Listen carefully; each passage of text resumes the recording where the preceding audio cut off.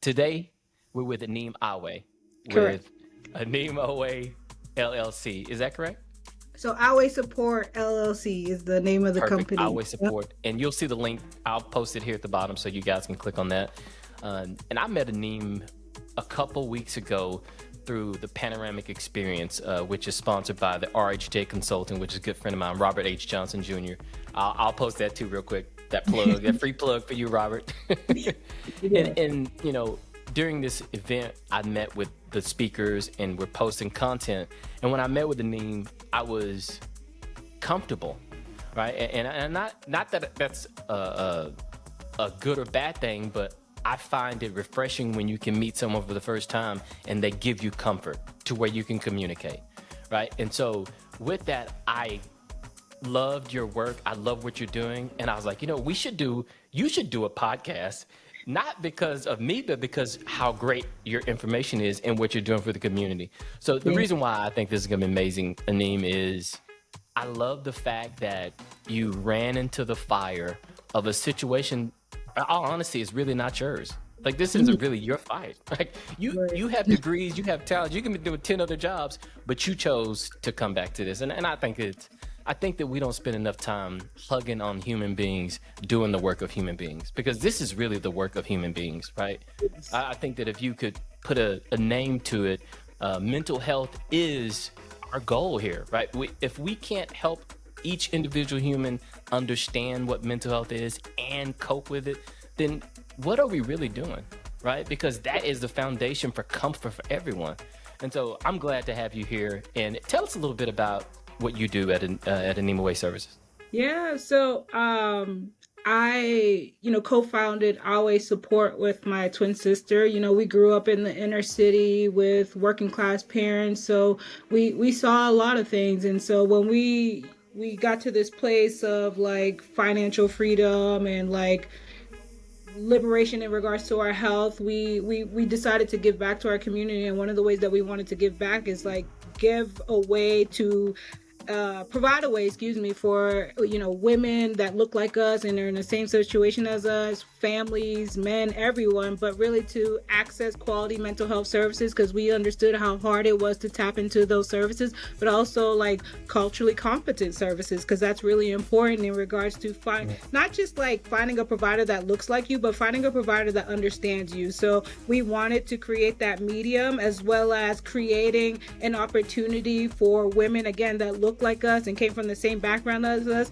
to climb corporate ladders, right? Get access to those high paying roles. And we truly believe like when you address the mental, financial, emotional and spiritual pieces of an individual, they can begin to thrive. So we wanted to create a space and to create an environment where women can thrive financially, emotionally, physically, mentally.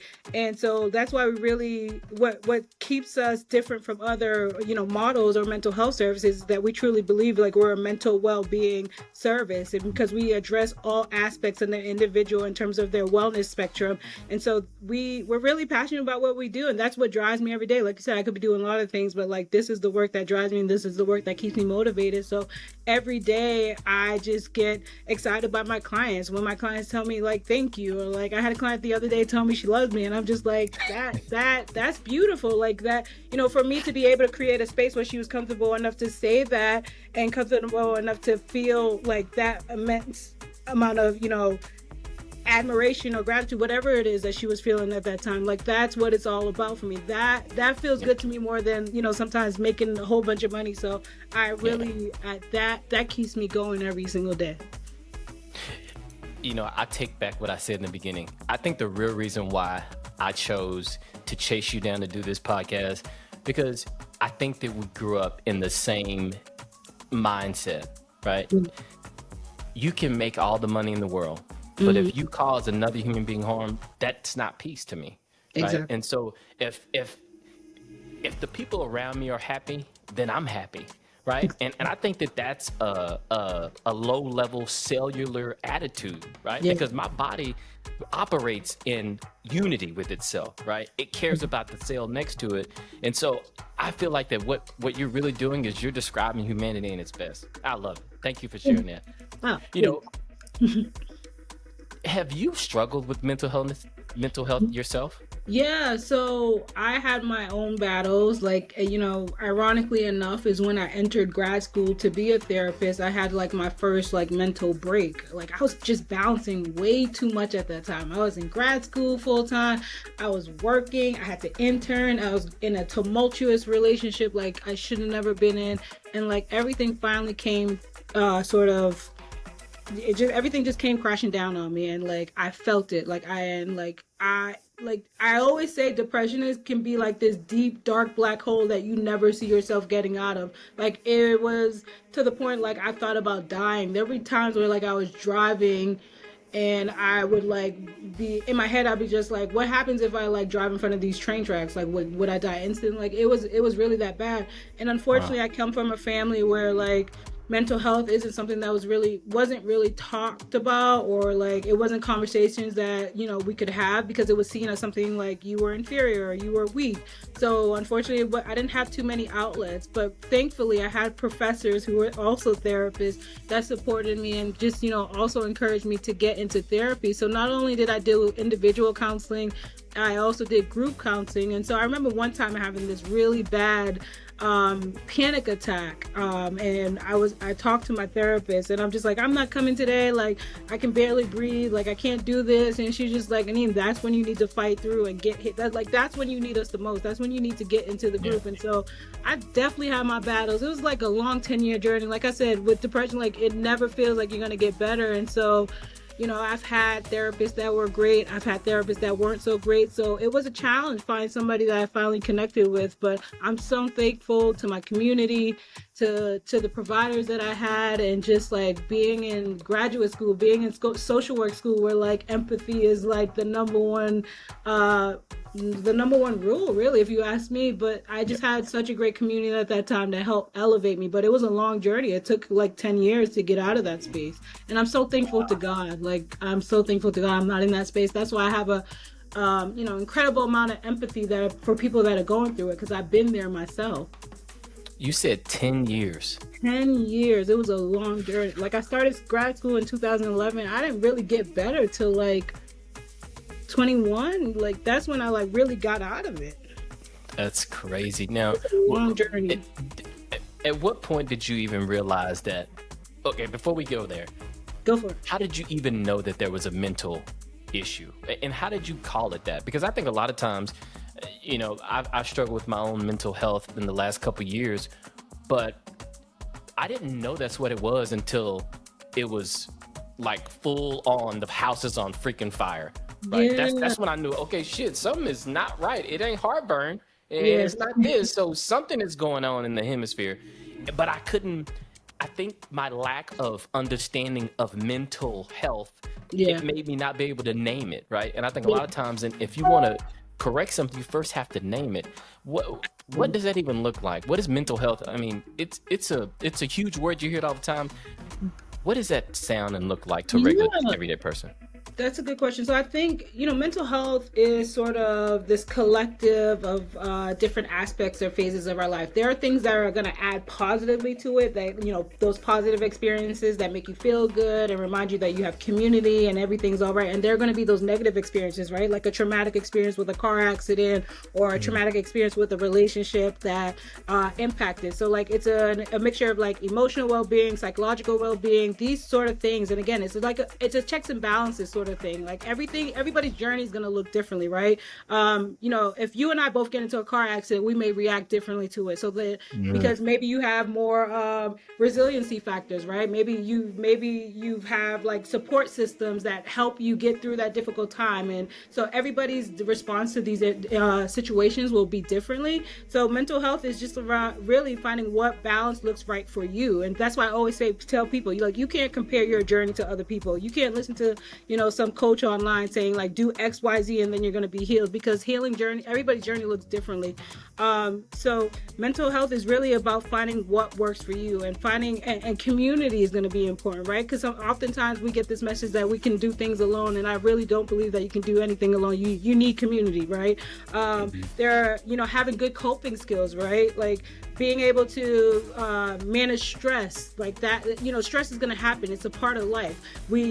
Understanding how to kind of cope with it and deal with it in that moment is going to be the difference whether this person ends up having a long history of struggle with mental health versus like not so much.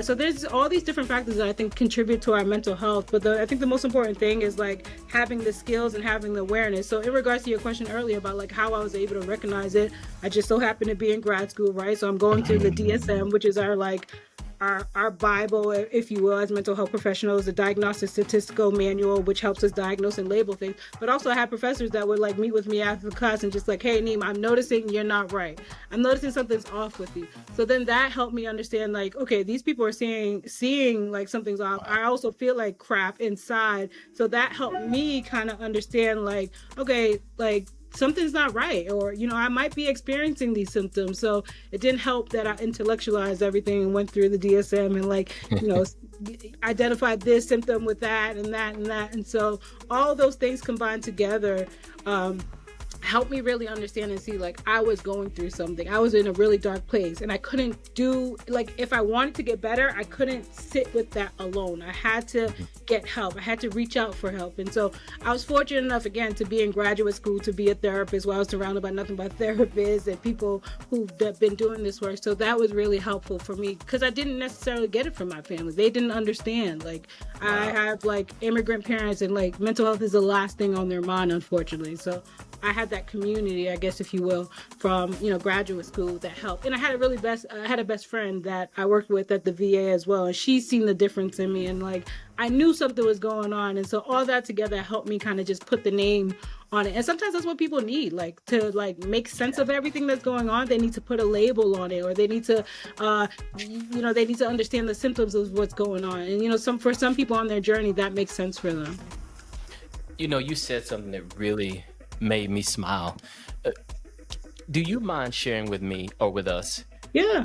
The teacher that said that to you, because when you what that really feels like to me is another human being saw another human being and they reached out, right? Yeah. And that's all it takes sometimes, is just to reach out. And I want to insert that right now to Black men, Black women, any human being. The first thing you have to do is you have to reach out. Yeah. Right? If you don't feel comfortable with reaching out to your community, reach out to Anima Way Services. They can help you. Reach out to the podcast, whatever. But you have to reach out. You have to say something in order for someone to know, right? Because people care, right? Regardless of how small you may think it is, when you reach out, I think that's the beginning of the recovery. Do you remember that teacher's name? I just had to look up her name. So it's Dr. Sandra Espinoza. She was my funny enough, she was my diagnostic and assessment professor. So she was the individual that was helping us understand how to diagnose individuals. And she saw, like, literally, I remember the day, like, she saw something and she held me back after class one evening. And she's just like, hey, Neem, like, I'm you're not the same person. What's going on? Is everything all right? But of course, I tried to deny it, suppress it. Like, no, I'm good. Like, everything's all good. But like, she saw it, and then that made me cry when I got into the car because I wasn't okay. I was like, really, like, everything was just on fire, and like, I really was struggling. And so for her to recognize that, for her to like pull me aside, for her to like provide me with supports, like, that meant everything to me at that time. And that could have been the difference of, whether I was going on, one way versus the other in terms of my journey and recovery. Man, so Sandra Espinoza, I'm gonna message her. I'm gonna find her. I'm gonna send her a note. I'm gonna try to find her now that I get out of when we get out. And I know this is just off script, but to me that was the beginning of your recovery, mm-hmm. right? She threw you that life jacket. And I think that was the beauty in it, is your family loves you just as much, if not more, than she does. Right?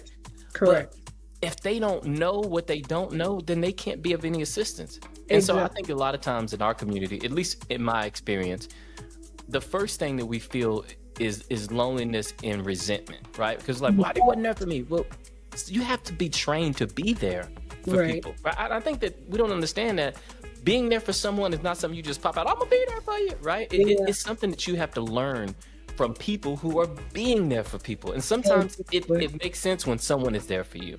Exactly. And I'm gonna say thank you, Sandra. Thank you. You're the reason why Anine is killing it right now. We appreciate you. Thank you. Thank you. And it's so funny you mentioned the part of like how to be there for somebody. Like I recall vividly as a child, like my mom struggled with anxiety and depression as well. Like it was so bad, but like I couldn't put a name to it. I was a Wow. child. She didn't know how to get help. She wasn't going to get help because at that time, when I was younger, like in the 80s, 90s, like mental health was definitely off the table. Nobody talked about that. So like I just watched my mom struggle, and then I remember when I graduated grad school and I had to sit down with my mother. I'm like, Ma, I think you got anxiety, and I think you've had it for the past 20 some odd years. And like for her to accept it finally was like groundbreaking for us, because like now we can kind of move forward in terms of like what direction should we go? Can we get you help? Do you need medication? Like is it making sense for you why like those behaviors were in that way? And I love my mother, but there were some times where like she was struggling really bad. And so to get to a place now that we can have the conversations as adults and get her support that she needs, and to even accept it is a big deal. And so I'm so thankful in that regards, again, to my community that I built in grad school, or just having that exposure to being around other providers and therapists in training, and seasoned clinicians, to get that and be able to pass that on to my family. That's awesome. So when your mom, man, that had to be tough. Like my mom, I mean, I'm sure Yeah. I'm not gonna say never, but I don't even know how to process my mom if she said that to me. Yeah. What would that? I mean, I know you were probably happy because you were at a state in your life where you already understood, baby girl. I've been knowing you crazy. So when she came to you and said, baby, I think I am crazy. I think that is reassuring that okay, I am on the right path. And I Yeah. bet it was difficult for her to even go down that path. And you're describing something that is, in my opinion, is at the highest concern for all of us, right? Because the connection that you have with your mom is the same type of connection I have with my mom and my dad when it comes to mental health. And so we know that it's a concern. And I think that the beauty in this is you have to reach out. You have to say something, right? And once again, Sandra, you started it, and we appreciate you. It's the last free plug we're gonna give you. Wherever she You is. mentioned something in the beginning, and I'll tell you up front, I have ADHD, RDHD, all the abbreviations I have them, right? I'm like if I see it, I'm gonna chase it. You mentioned cultural competence. Walk me through that. Not that I don't know in its entirety, but break it down for me in a simple manner. Yeah, so I think at the root of it is being able to appreciate, acknowledge, and bring into the space that person's culture, right? Because very often what happens in this field, because it's heavily white dominated, people's feelings, people's cultural preferences, things like that get invalidated. Therefore, an individual can't fully show up in that space. An individual can't fully be themselves in that space. So it discourages people from going to therapy, right? What's the point of me going to a therapist who believes that, chaos. Black people are Well, I'm monkeys. part Haitian, right? That, or like I'm part Haitian, so like all Haitian people are unruly. Like if that's the sort of mindset that you're coming in with, then you're not going to be able to sit down and listen to me and like really support me. So cultural competency is about really taking a step back and letting that client lead. Being curious, making sure that person feels safe, being mindful of your own personal biases when you're coming into a space. So all those things are really important in making sure that a client can come in, feel safe, feel listened to, and feel heard in a therapy space, because all those pieces and all those elements really support an individual's journey when they're on therapy. You hear a lot of people often say, well, that therapist didn't understand me, that therapist was making judgments about me, because they lack cultural competency. So it's really, really, really important in order to create a safe dynamic or safe space for that individual to be mindful of that cultural competency piece, because we're not all the same. We have different beliefs, we have different understandings of different things, and like at the very least, like making space for that in that sort of didactic, if you will. Man, cultural competency. That hearing the definition adds so many more layers to this, Yeah. right? I mean, but in a good way. I think that we go back to, if you don't say something, you don't know what you don't know. And when you hear cultural competency, why it feels overwhelming, it's the road that we have to travel, right? Because we don't even know that some of the things that we feel about other cultures aren't necessarily rooted in facts. And so Right.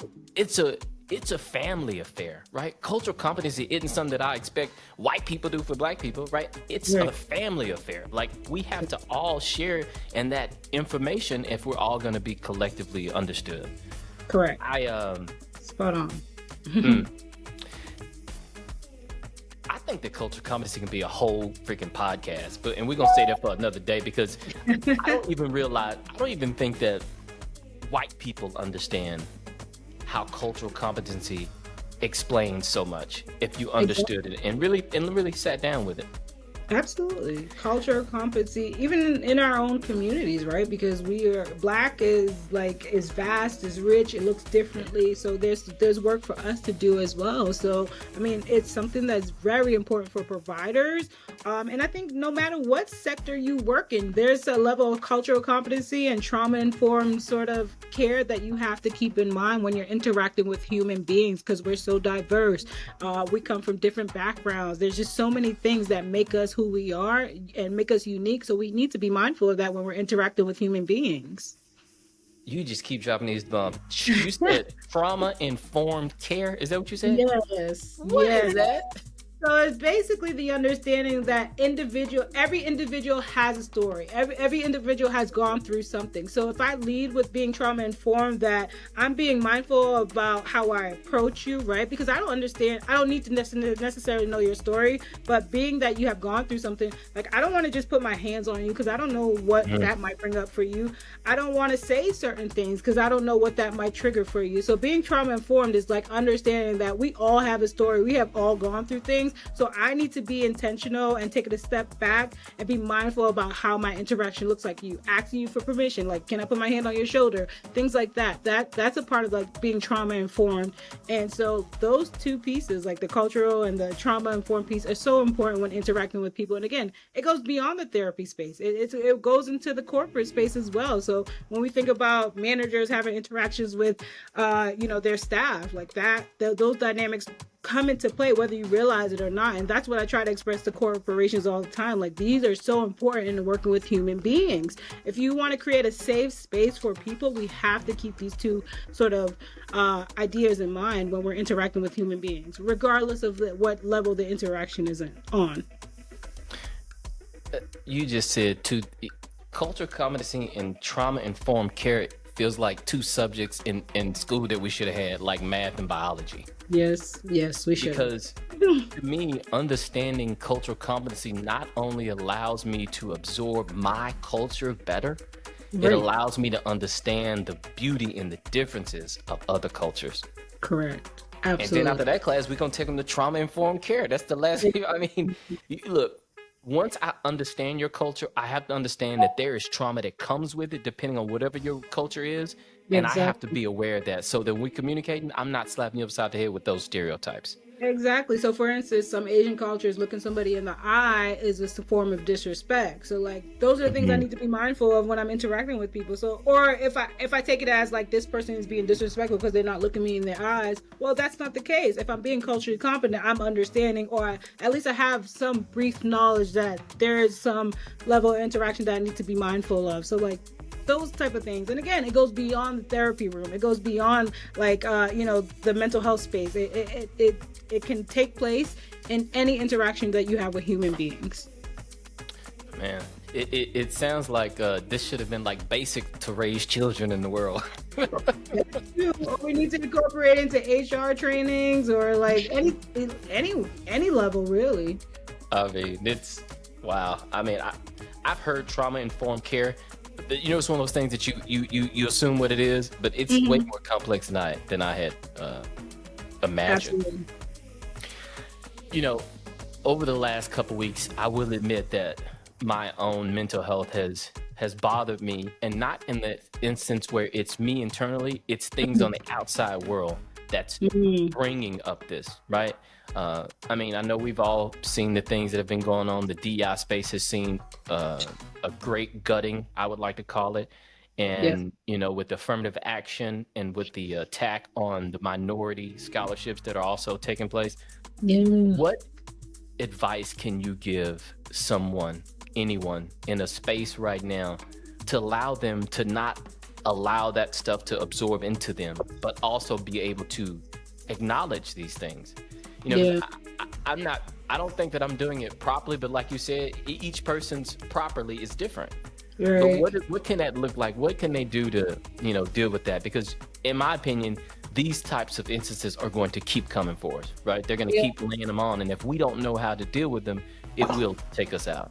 Yeah, I mean, that's a really good question, and timely one too. I think there's a couple ways that we can approach it. For me personally, I have to take a break from the news because, like, if I'm constantly exposing myself to that, like, it's a continuous cycle of where I'm feeling defeated, just feeling like hopeless, and sometimes so I really have to monitor my levels and just take a break from the news and everything that's going on. But obviously, this is the reality. Like, we need to get to a place where, like, okay, this is what it is. And I also believe in the power of community, especially around this. Like, is there a way that I can have healthy dialogues with people and not necessarily get into an argument, right? Like, how can I have healthy dialogues around the people in my community around what, like, planning what we can do next, or like how we can come together and rally on certain topics. But I also want to call out just like tapping in and checking what you have the capacity to do, because oftentimes I feel like for the past 6 years we've been organizing, we've been protesting on so many things, and like we're tired. And so like I think that a lot of us can be experiencing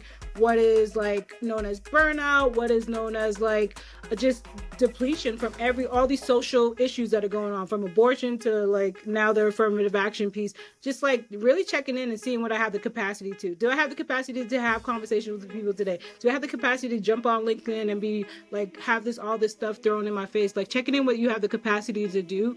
But also I really encourage people taking breaks and just checking in with yourself and checking in with yourself to see what you have the capacity to do. So breaks and checking in with yourself daily on what you have the capacity to do. And also community. I think this is an opportunity to build community, an opportunity to kind of have these sacred conversations within people that you trust or people that you identify as your community. So I think there has to be a balance between those three things, like community building, but also checking in to see what you have the capacity to do. And if you need a break, take that break unapologetically. That's the best way to kind of maintain your momentum, because this is going to be a long fight. Who knows where this is headed towards? You got to take care of yourself in the process. I like that. A lot of times you just need to turn it off, right? Yeah. Like that's the logical, easy answer. Look, you can't fight it. Turn it off. Turn it off. Go walk outside. Exactly. I've been following you on YouTube, and you work out a couple times a week and you post it. I think that I can say firmly that working out, going to the gym in the morning, or any time of the day, it was the one thing that changed my mental clarity in within an hour. No matter how I felt, no matter what the world said, you could call me your pappy. It don't matter. After I worked out, I felt amazing, right? No matter how much weight I lifted. And I think that we have to get back to that and focus on the things that are helping our total body. Yeah. But turning it off, taking a break is great advice, because I'll tell you, media is not slowing down. It's going to speed up. It's going to come like melted ice cream, right? And so I think that's probably the best advice that you can give someone. I wanted to talk through what it would look like for someone that needed to reach out to someone. Like right now, I don't know how to reach out for help. What is something that I could do that I can easily do from where I am that can allow me to get to that space? Because I'll be honest with you, I'm not afraid of much, but I was afraid to admit to anyone, right? I can talk about any topic with any person at any time. Yeah. But depression, mental illness, no. It was in a far, far away locked up closet in the back of this house in my mind, and it had 4 locks on it. So how can someone get to that state without having to go through all that I had to go through to get to that locked door? What can they do? And something easy that they can, you know, reach Yeah, out and do. that you bring up a good point. I want people to think about, like, first thing I want people to think about is like, what is help going to look like, right? What do you want this help to look like? Because I think sometimes our expectations are, we talked about this a little earlier, but like, what are your expectations around this help? Like, are you hoping for this friend to come in and like call you 3 times a day and, you know, take you out to dinner to make you feel better? Like, what, like, let's draw that out. Let's get clear on what those expectations are, what we're hoping for. And then I think the second thing that we can do in terms of like reaching out for help is like understanding who are the people that we can go to for these types of issues. Like, if I call Sandra, I know she's probably gonna tell me, girl, just be strong, and that's not what I want to hear. So like, understanding who we can go to for our problems, because like, everybody isn't our friend necessarily. Yes, we're connected to all these people, but like, understanding who I can go to. And also thirdly, like, asking yourself, like, is this something that I should go to for a friend versus like a professional? Because I think, you know, friends can help us, surely they provide a support and emotional support for us, but understand that there are limitations within that friendship. And like, if we're talking about mental health specifically, there are things that they just naturally can't do for you, and you know, that's okay. That doesn't mean that they're a bad friend. So understanding the line versus like, I mean, you know, maybe I need to be around other people, make good connections, versus like, I may need professional help. And so how we kind of understand that, you know, the two between there is just like, is this something that has been persisting for like over 2 weeks? You know, we're big on timelines in the mental health field, because that helps us, you know, in terms of our diagnostic criteria. Is this something that, you know, I feel like is progressively getting worse, or things are getting better? Or has there been a significant change in my life most recently? Like, if I can answer yes to all those questions, I may be leaning on the side of getting professional help. Now, that obviously can start a whole nother, you know, process for yourself. And it can feel heavy, it can feel isolating, but luckily there are like, you know, directories. You can talk to your primary care physician. You can reach out to me or the podcast. And so really just understanding sort of those 3 baskets, I think, understanding where you are in this space on your journey. Like, is it to the point where like, this goes beyond my friendships? Because, you know, some friends don't have the capacity to show up for you in that way that, you know, people think they could. And that's okay though. That doesn't make them a bad person. I just want to clarify that, because, you know, it can be this all or nothing thinking. It doesn't necessarily have to be that way. And understanding what you're, you know, who are those people that I can go to around these types of topics? Because if you set your expectations for like Sandra to be there and, you know, just listen to you every time pouring out your heart, she may not have the capacity to do that, and she may not just have the room for that mentally, because she might be going through her own things. Anything could be happening. So just understanding who the people that you can go to and talk to about these certain type of situations or whatever is going on. Understand the capacity that your friends might have, but also understanding like, does this go beyond like, you know, what I need in terms of a friendship? Is it time to speak to a professional? A lot of times. I don't. That was amazing, by the way. But I want to add that you said you used Sandra. You said don't call Sandra if she's a friend, but Sandra is the one that helped us. I know I put that name out there. Sandra was good to me, but everybody might not have a Sandra, right? Everybody, you know. So basically, the first thing we should do is we should have a group of friends where we have someone that we know that we can call. I think that's the first thing, right? And if you don't, pick me. Yeah. Right? I mean, I love talking. Message me, I'll talk to you. I mean, you might think I'm crazy, but I'll talk to you. And I think that it starts there. It starts with making sure you have a diverse circle, right? Yeah. And I like to look at it like the diversity of the gut microbiome is in relation to the health of the human, and the same goes for friendships. Yes. Right? If your friendships are as diverse as your gut microbiome is supposed to be, you will have a more fruitful relationship. And I'm gonna write that down. I just that's off the cuff. Dropping gems. What? There it is. Yeah, man, that's strong. I want to back up one. You mentioned one other thing earlier. Yeah. Haitian girls are unruly. Are we? Wow. I'm playing. Where's that coming from? I mean, it's in our it's in our bloodline. We come from a line of rebellious soldiers. So remember, bloodline. without y'all's rebellion, a lot of stuff wouldn't have popped up. Oh, So preach I it. love that unruliness about you. You saved us. Listen, listen. We saved humanity, so it's in our bloodlines. That is so true. I man, that you dropped some heat today. So if you had to pick Mhm. one thing that would immediately change someone's mental health, what would Oh, that one thing be? And I know you're not prepared. I one just pulled this thing. out. Huh? One thing. One thing. Oh God, that's a hard one because I. We can come back to it. No, no, Uh, no. It's just that I got many. If I'm gonna say one thing that will change somebody's mental health, I'm gonna say the environment.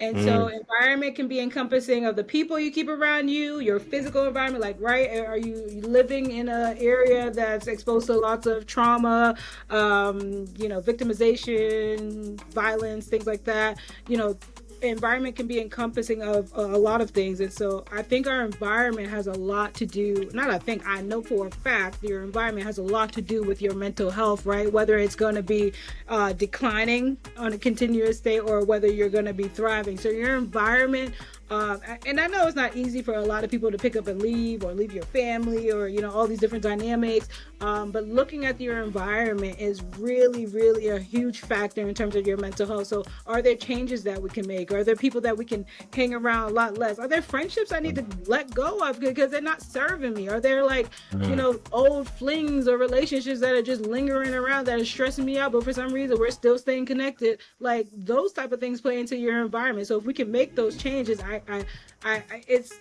can't make a lot of promises in this field, but there I can almost guarantee like you'll start to see changes in terms of your mental health and how you're doing. I agree with that. That's great advice. It goes back to epigenetics, right? I think that what we Exactly. have started to realize in the last 10 years is the genes aren't the problem, Yeah. right? It's the Yeah. environment turning on and off certain genes that becomes the Exactly. problem. And Exactly. and man, you must have been ready for that question because it wasn't on that anything I sent No, over to I you. Because wasn't. But perfect answer, in my opinion. that came from the heart. No, like, seriously, that was a good one. But like, yeah, the environment is a big one. I was gonna say like movement and working out, but like Yeah, I would say environment trumps all of that. And this is I border. agree. I agree. If you go work out for 2 hours and come home to a toxic environment, that workout won't even register, right? Exactly. You go to therapy, you come back to the same toxic environment. You might learn how to navigate and deal with them a little better, but unfortunately, you're still in that environment. For sure. I like that. So, man, this look, I'm happy. I haven't even gotten to any of the questions that I had scripted, Oh, but really? man, but I mean, because I like it when people communicate and you pick up what they're putting down, right? Mm. Because when you script out stuff like it puts me in a mindset to where I'm like, I'm gonna ask this, and what about this? But when we flow like this, the spirit is moving. Amen. I mean, look, What to do us? right? And so I mean, I know that I didn't. I know you're not prepared for this next one, but Oh. you mentioned it twice, and I can personally agree with the advice. Earlier on, you said when you were going through your tough time that one of the things you mentioned first, well, maybe it was second, you mentioned a relationship that you were in. Mhm. I would go as far as saying that is the environment that, in my mind, Yeah. that is the first environment that we have to check, right? Yeah. And what happened when this Yeah. came about? Was this something that you eliminated first? You okay? This relationship is bad. Or can we not talk about this? Because No, if it's fine. I like to be if he transparent. watching and I don't need him calling me up and Yes, I'm joking. No, I like to be transparent. I was in a relationship with a gentleman who was a player, really. And so when I found out, he lied to me. I didn't know he had a child. So somehow I probably sneaking online, lurking or whatever, hurt my dang self. Haitian girls, man. I had to find the information. So I I love it. found out and I was crushed. And then somehow his son's mother was just started harassing me and just my whole world just like tore apart because in my mind we were gonna get married. Like I built this whole Wow. narrative in my head. So obviously that was a hard time to sort of rectify what story my brain had developed in terms of our relationship versus like reality. And so that was just heart wrenching to me. Like it crushed me. It crushed it just took everything. I was so young and impressionable and like gave too much of myself anyways, but I'll never do that again. But like, yeah, it just crushed my world. And so you couple that with the stress of graduate school, being an intern and working and, commuting 45 minutes to class every night after work, like all that in one, it was just a recipe for like a breakdown. So that was like, and I mean, in terms of like what else was going on in that relationship, obviously there was another woman. I was comparing myself. I was like, I felt my confidence went down. I had no self-esteem at that point because I kept believing his lies. It was just one thing after the other. And like, sometimes he would say things to me and I'd believe it. Like he'll say horrible things to me and I accept it as truth, right? I'd internalize those messages. And so basically I was a hot mess, a very hot mess. And, I mean, again, you couple that with everything else that was going on, those big, moments, like it was just a recipe for disaster. So honestly, that's why I say like, I'm really big. Like, I never tell a woman, I don't tell people what to do in therapy. That's not what therapy is for. But like, anytime I get women that are going through like difficult relationships or like, healing from a difficult relationship, my job is not to tell you to leave him, but like, I want you to just look at the truths. And one of the things that my therapist did, I would tell her everything he did. And then one day she just flat out said, she's like, Aneem, he doesn't love you, right? And I'm just like, it never clicked to me. Like, to me, he still loved me, even though I was going through all that. And then that was just the moment that I needed. That was the clarity. That was just like the mind shift. Like to have a person, an outside person, like my friends told me, but they didn't tell me. They wanted to protect my feelings. That's why I said you can't go to your friends for therapy. They're not going to be there for you in that way. Like they're going to tell you what you want to hear, or they're going to tell you like, girl, you just need to leave. Bye. And so like for her to like literally paint out everything for me, like I always say, like in therapy, I'm painting out everything my clients say and I'm forcing you to look at it. And so she forced me to look at it. She's like, he doesn't love you, right? And like she just said it with the straightest face, and I'm just like, damn, I didn't. And that's when it made sense. And like that's when I was like, okay, this is done. Was this Sandra? No, this was another therapist. I had it while I was living in California. I can't remember her name, but yeah, I would love to if you can find her name. I would love to, because I think that what we've learned today is you are the force that you are because there were forces that you've met that helped build you along the way, right? Yeah. Yes. Sandra and this therapist. Yes. Because think about it, like that heartbreak. Your friends have been telling you this probably for months, for years, and she said it, and you're like, your heart hurted them. Exactly. You know when your friends say stuff, they jealous. They just mad. We happy. They know we look good together, and so I think that's. Well, look, you know how it is. We always think our friends are jealous when we doing something we got no business doing. You don't want to hear it. And like I also got baptized, so like there was a combination of the spiritual element too. Oh, nice. Like yeah, and we talked about neuroplasticity when we met for the other conversation, but like she's the one that introduced that neuroplasticity concept to me. She was just like, Aneem, every week my homework assignment was to go out and create a new memory for myself, just me, because all my neurons that were taking off were all centered around him. So like literally cognitively I couldn't even move on. So she challenged me each week, like, Aneem, I want you to go do this next week. This weekend you got to go do this. Like every week I had to challenge myself and do a new experience just by myself, because I needed to let go of those old memories. So like again, we were shifting. Not only were we just shifting in terms of like the therapy space and like physically, but like cognitively, mentally, my brain literally was shifting because she was challenging me each week. And so that's why I believe in the power of neuroplasticity, not only because I experienced it by myself, but like I understand what the data and the research says. So like she was an amazing therapist. She was a Latina therapist also. She was like, she wasn't necessarily a Black one, but she was a Latina woman, and she was just as impactful for me, in my journey, in my recovering journey. So like that combined, like I got baptized again, like I gave my life back to Christ. Like it was just so many things that I did, and like it helped me get to this place that I'm so thankful for all those people that came, in my world, in my community when I was going through that journey. And like here I am today. Oh, I never thought, but like here I am. Here I am. And the beauty in this is that you made it, but you didn't make it. We made it, We right? community. Because you're here fully lit up like you should, like the world intended for you to be.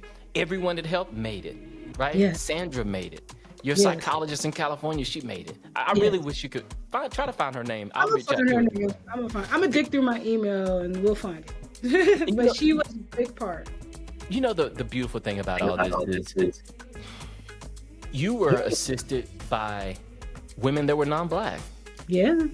Look at that. That's see the beauty in that explains to us why DEI is so amazing. We're not Exactly. here for the color. The diversity is not that we want y'all to all look like us. We want everyone to feel like they can be themselves. Exactly. And be heard and just like be listened, like not belittled, like just have a safe space. And like when we talked about all those elements earlier about trauma informed care and like cultural competency, like those women had it. That's why I felt safe going to them. That's why I felt safe opening up about all these issues that I was going with, even though on the outside it seemed like I was packaged and perfect. Because like, and let me tell you, like nobody ever knew unless you were my twin sister or like my close friend. You didn't know I was going through something. I was still killing it on the outside. I was getting those big internships, teaching at those being at those Harvard teaching hospitals. Like I was still doing things, but like in the inside I was like dying, like slowly. Like I couldn't even contain myself. Every second I would have a panic attack, and it was just like it was just a horrible situation to be in. Again, that's why I completely empathize with people who are struggling with depression, anxiety, not all diagnoses, but particularly those, because I've been there. I've been Yeah. there. And I think that's really why we both love this so much. It changes everything about you. Oh, It yes. changes everything that you can be. It changes Oh, everything. And not understanding it can be a difficult place to be. And Yeah. it's amazing though to hear your story. And I'm sure you wouldn't even, I mean, you probably hadn't sat down and like mapped it all out, but in just this short amount of time, you gave me two superheroes in your life that Two. weren't even your mama. Yeah. Look Like at we gotta really we gotta process this thing, and I'm a Black Power guy. Like, look, I believe in it with all my heart, but I also know that we're at a point in our world where we have to look at this thing differently, Yeah. right? Because Yeah. if we keep trying to hit the hammer on that same nail, we're gonna get the exact same response we're getting right now, which is no response, Yeah. right? And so I didn't know that the people that I'm not gonna say saved your life, but helped build your life didn't even look like you. They Right? didn't. And that to me is the real power in DEI, right? In mental health, right? Because it's That's our the key. journey. And man, that's strong.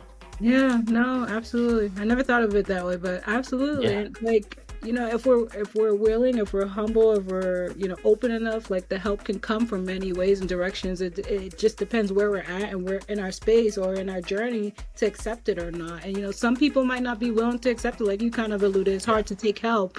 But I knew like things were only headed towards a downward spiral. Like there was like if I didn't accept that help at that time, there was no way I was going to get better. So like I had to eliminate the pride or the ego, shift from that and accept that help that was coming towards me, because God knows if I didn't, where I would be now. Like the woman I am today is is a product of those people, like you said, and Yeah. what I've gone through, and I'm so and Jesus Christ. But like I'm so thankful for all of that, because I wouldn't be who I am today. I wouldn't be smiling. I wouldn't be grateful. Like I couldn't acknowledge everything that's good in my life if I didn't get that help then. Yeah, I love it. Jesus Christ was Sandra, right? Jesus Christ was your therapist. And I think that that's even the beauty in this. We get lost in trying to name Jesus and point to Jesus, and Jesus surrounding us. He's Amen. surrounding us, Amen. right? Amen. Like- Always there. Man, I'm so glad we didn't script this out, because I don't think we would have. I mean, I learned two things that were crazy. One, that Sandra is the one that started this, and two, that you are an unruly Haitian girl, which is amazing. I love it. In my bloodline. Right? Well, and you can agree or disagree. I feel like the next topic should be about neuroplasticity. Yeah. How about we can talk offline, but yeah, no, absolutely. Definitely. Two reasons, because I've been diving into the interview with old dude, and I've been diving into his stuff. Man, I was just about to say, can we invite him? yes. We'll You think have he him would on. be? You think he would come? I think he will. I'll DM him and see what he says. Yes, because when you mentioned neuroplasticity, it's one of those things that I feel that would add value to my understanding, Yeah. right? Because the way that we don't even understand the way this works, right? We haven't Right. been taught it The properly. entirety. We don't get it all, the magnitude, but in terms of basic principles, like she helped me get that. And he obviously his work is amazing, Dr. Yep. Duyon, I think, and like he's doing like he like literally has a whole program. I don't think people realize the value of like that program that he has. He makes you feel inadequate because he does so much. He's doing so much. Have you seen his stuff? He is. I mean, he makes me feel like I got to get up at 4 a.m. to do. I mean, he's doing great work. Don't compare yourself. We're all I on know a it's journey. my mental problem. We're all on our journeys. It is for sure. But anyway, it's been great. I can't wait till next time around. And I'm gonna reach out. If you'll reach out to him and see if he can make it to the next. I think neuroplasticity is a great one because I want to break it down to where teenagers can understand it. Okay. I've been diving into, mental health in the Black community because it's the community that I came from, right? And it's the community that I'm closest connected with. And Right. it's hard to ignore pain when it's in your own home, right? And so a lot of times I speak about mental health when in reference to Black men because I am a Black man and I know that we are going through a tough time. But Yes. mental health is a family affair, right? Yes. It's the affair of Black people, white people, Latin people, Asian people, people with one leg, two-leg people, no arm people. It's all of our journey. And I believe that if we took the time to connect on that level, mental health wouldn't be this taboo that it is today. And so And- fragmented. 100%. And it starts with stuff like this. Like, I believe that this was a great conversation. You helped me. Look, all I did was ask the question. You made the lesson, right? And so this is who we are, right? As a Right. people, we have all the answers between us. Right. If we get together and talk through it, you wouldn't believe some of the stuff that we drop on each other. Yeah. I want to thank you for being here, Aneem. I'm gonna press stop so that I can collect your data from you, and then we can continue to talk offline.